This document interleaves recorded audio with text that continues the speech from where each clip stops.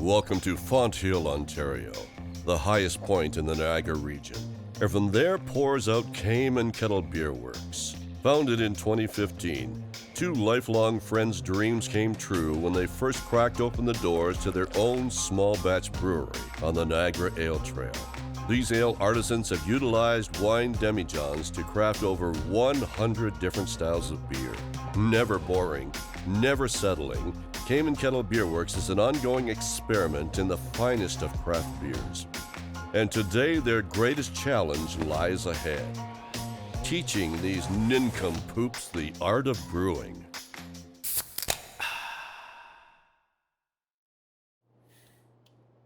What? It's my wife's. Suit you.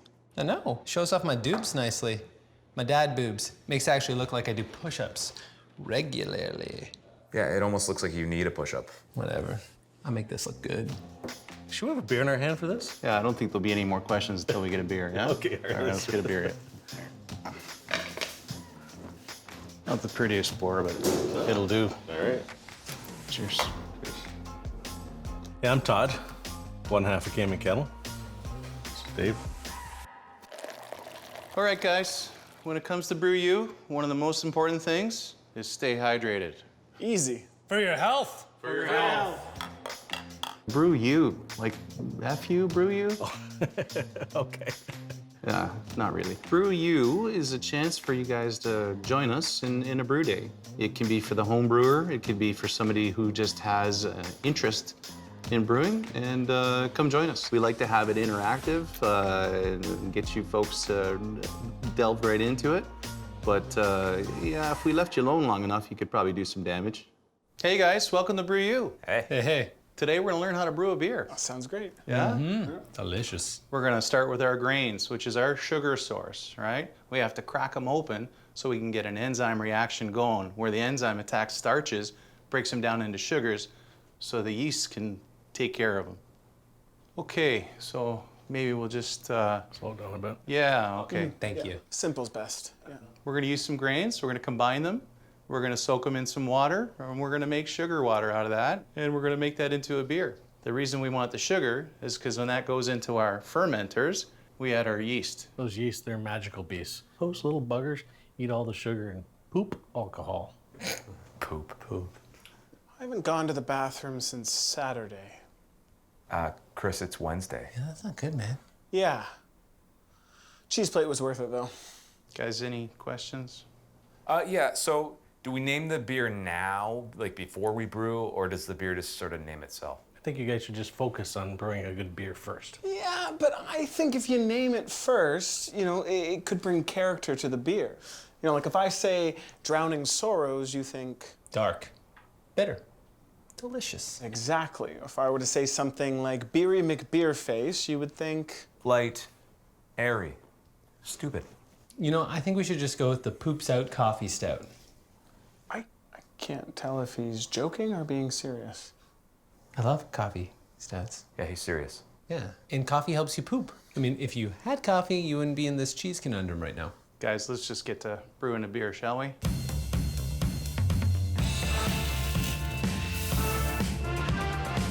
Congratulations, you can pour a bucket. Well done.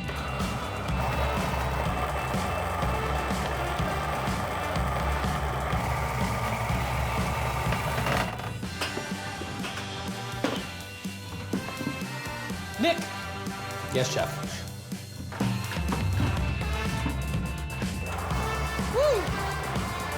All right.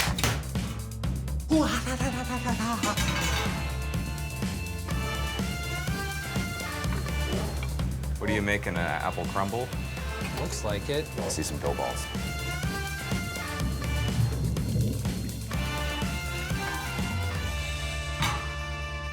So I'm thinking like we do a Bach. Call it something fun like Johann Sebastian Bach. Ah, I like that. What about Bach a doodle-doo? Oh. Guys, we're not doing a Bach today. As a matter of fact, we've never done a Bach. Hey, Dave, why don't you just Bach off a little bit? Yeah. I'll be back.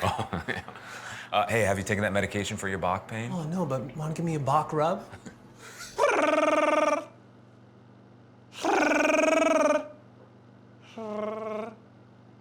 Chewbacca? Yeah, well, that joke's done. Yeah, we better get back to it. What's next? Yeah, actually, we got an hour to kill. Beer break. We have a love for beer, we always have. When we were younger, we'd be the guys going to a party, bringing a six-pack of beer that, you knew was safe, no one else would drink it because it wasn't the regular stuff. And as we age too, we like the bigger, bolder flavors, and it's something that has always attracted us is the tasty brew. Being in business outside of the beer industry, you realize that there's not as much fun as there is when you're together with somebody having beer. So wouldn't that be a nice way to run the 9 to 5, is to be able to give somebody beer, have them smile and thank you for that. And the worst case, if it's not their beer, they didn't like it, you give them another one. Our beer was pretty popular with friends and family, and thought we'd open it up for the masses. So that's how we got started. It's where art meets science, right? You have to follow the science to make a tasty beer. But you don't necessarily have to follow the recipe book, and you can mess around in there and make some interesting stuff. So, this is our IPA, better known as Get It de Fa Kenya. Kenyan hops? If it's a family show, yes. We've detuned the bitterness a little bit and added that tropical aromatic citrus punch to the tail end of that, and a beautiful amber color. Cheers. That's nice. Got a little. It sticks to the mustache really well. Yeah. Is it my mustache? I can feel that there's like a pullback on the bitterness. It's not like one of those IPAs that just... Invert your face. Yeah. Yeah, it's not as bitter as you'd have some traditional IPAs, but it gives you that, if you're into bitter beers, you still get that satisfaction, I think. There are some IPAs that you can only have like one of without feeling And like you're like, I gotta go have a breath mint now. Or you're tasting it for the next bunch of beers, right? When you're brewing like an IPA, like do you feel like a pressure to make it what people typically expect, or do you guys just do what you feel would be fun? We want to make it close to traditional if we can. If we take a left or right turn there and take a different direction on a traditional style, we qualify that. We tell people. And that's one of the things I've loved is you guys always trying something different, always experimenting, always kind of going outside the box. And you come up with great names for your beers. For the beer that we're brewing today, I kind of, was just having a little bit of a creative brainstorm, and I have some prototypes prepared for you guys. You ready for this? Bleached goat. Blondale. Yeah. And look, he looks thirsty. With his tongue hanging out It there. looks like he's. I don't think that's thirsty. Definitely looks not okay. Those are flies, not stars. The next one is my favorite. I think it's the most marketable. There's a lot of health drinks out there, so this is to help get you your dad bod. I think the shape of the bottle really portrays what you're going for. Nice stubby bottle. You do know, like, dad bod is not like a healthy thing, right? Like it's Supposed to be sexy thing now, right? Sexy's healthy, man. Sexy's sure. healthy. Well, I wish you luck with your prototypes, Nick. Do you think you would launch them here? We've got a Schwartz beer. It's a German black ale. So, well, you Oh, sorry. Party We're foul. supposed to... cheers, Yeah, guys. cheers. Cheers, gentlemen. Thank you. Part of my manners, guys. Yeah, should get a bit of coffee, a little bit of chocolate out of that. That all comes from the roasted malts. Yeah. A little bit of banana in that too. What? No? No banana? We were inspired by the success of Silversmith's Black Lager. Totally ripped off the idea. Now, that's on camera, guys, so... It's okay. We've said it at Silversmith too. This is everything I love about beer. Dark beer fan? I love dark beers. I love the coffee notes, the chocolate notes. It's even smooth. A lot of people get intimidated. They see it. They think, okay, it's a dark beer. I don't like dark beers, but it doesn't taste as heavy and as hard to drink as a stout. It surprises many in that way. I think a lot of the time, too, people see, like, the head on it, and they're like, oh, I have to, like, drink through that stuff? Like, that's part of the best part about this. It's like, you get so many flavors coming out of it. It's and Flavor Town right there. Beer is about getting together and having that conversation, breaking bread at the table, having something cold and refreshing. We've met people we probably wouldn't have met, farmers that take our spent grains that now we have friendships with. The local baker uses our spent grains for our wonderful beer pretzel, now distributed by the Righteous Monger. It's a natural organic growth that happens around the celebration of, as Dave described, breaking bread. The dictionary defines revel as to enjoy oneself in a loud and noisy fashion. We define revel as a modern, full-service real estate brokerage, servicing the greatest region in the world, Niagara.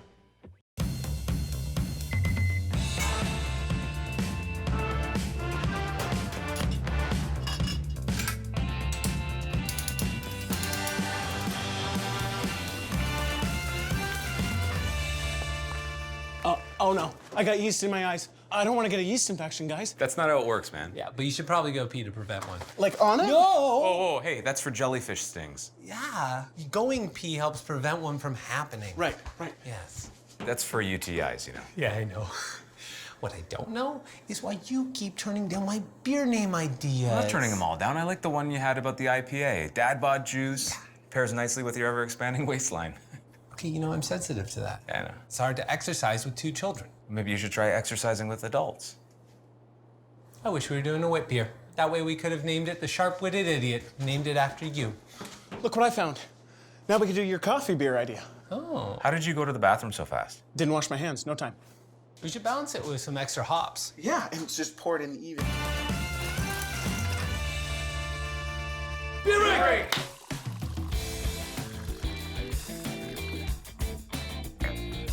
Passion, craft, and charming quirks. I like that. Rhymes with Kame Kettle Beer Works. Mind blown. Small wonders will never cease. And this beautiful nectar is called? That's our minivan, a Kolsch-style blonde ale. It was one that was important for us to perfect early on because we wanted a beer that anyone could drink. So what is Kolsch? Yeah, so it's kind of like saying champagne because you can only get champagne from that region. Where is that again? In France, I think. In a place called Champagne. Just, that was messing with Oh, it. that was a joke. That was I knew that, Not yeah. really. Kolsch is much the same in that if it's not made in the Cologne region, there really can't by law be called Kolsch, right? Over in Germany, it's sold or brought to you by the waiter in Stange glasses, which are tall 250 ml glasses, and it's meant to be almost How's your stunning? So it's sort of like a champagne glass. almost, well, like a beer shooter, yeah, without the stem, right? right. Basically, they're meant to be consumed rapid fire until such time that you, uncle, that's enough. Keep them coming, sort of. Keep them coming and repetitive and get your glow on, right? Beauty. Well, cheers, boys. Cheers. To getting our glow on. Yeah. Oh, boy. Yeah, to getting our glow on my pants. Thanks a lot, buddy. Glowed all over him. Yeah. That was a premature glowing. Yeah, that is so. It's nice. It's crisp. It's clean. If someone came in here and they're normally like, you know, they're they would have this and realize, oh, what I normally drink may be missing a little bit of flavor. We get those people come in, they're doing the him and han, and we say, have you ever been here before? This and that. What do you normally drink? And if they say anything along those lines, we just automatically just turn and pour the tap. What is their reaction typically? The reaction? Oh, I like this. And with surprise. With because surprise. It's not, I really thought I was gonna hate this beer, but you know, I actually really like it. it's not my Coors Light, but it'll do, right? Not that Coors Light folks are rednecks, I didn't know.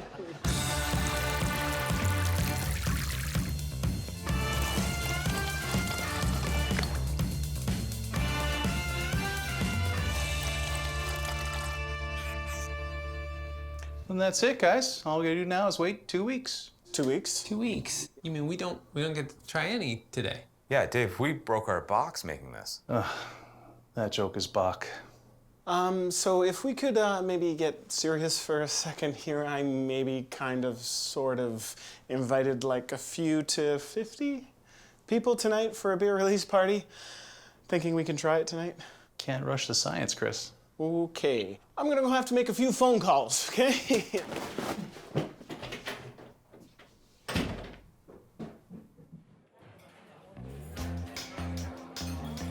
Thanks so much for coming, girls. Daddy loves you. Hey, Revel Realty. Here's some real estate for your mouth. Oh, don't drink it yet.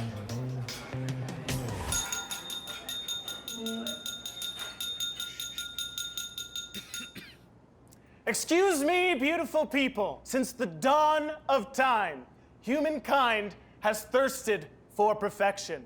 Water didn't cut it. Coffee came close. Beer, even closer. But today, Today, your tongue will thank you, for never before have I created such a masterpiece, nor have my life had such meaning. Yes, ladies and gentlemen, today we acquaint your taste buds with their soulmate. Mom, Dad, I told you guys not to drink it yet. Sorry, honey. I barely tasted it. I love you. Love you. Oh, seriously. At least your parents showed up. Mine are doing grocery shopping. Okay, anyways, ladies and gentlemen, may we present to you our love child, Nick. Drew. And Chris's. Okay, ready to go? I'm ready. 2, 3. Beer!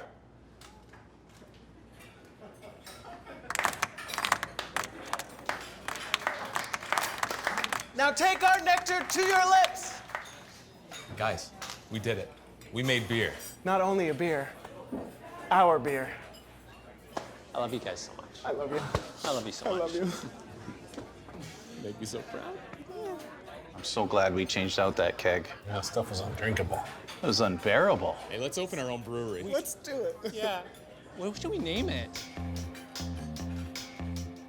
Tales from the L Trail is brought to you by Bell 5 TV 1, AE Media for website development, Brand Boulevard, and our episode sponsor, Revel Realty.